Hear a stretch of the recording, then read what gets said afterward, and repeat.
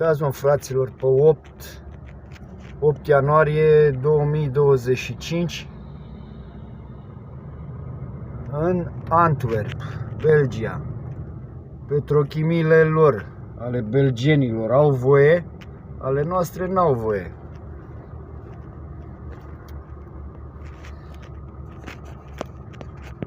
A dat voie Bruxelles lor. Uitați și iese aici. Forjă. Peste 100 de metri mergeți înainte. Ce să zic?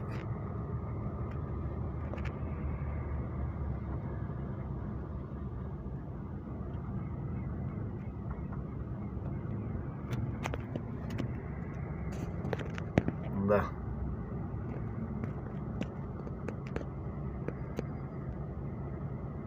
Petrochimia de la Pitești a închis-o, că poluează. A luat austrieci să ne ia petrolul, rafinează ei la OMV la Viena și ne l aduce nouă înapoi. Merge toată Austria pe petrolul României. Au și 2 sonde, 3. Și alea merg în gol așa, de vrăjeală.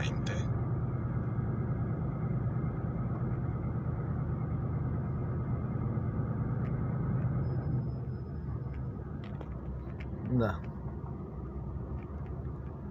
Bravo, Bruxelles. Va fa în culo. Pe românește.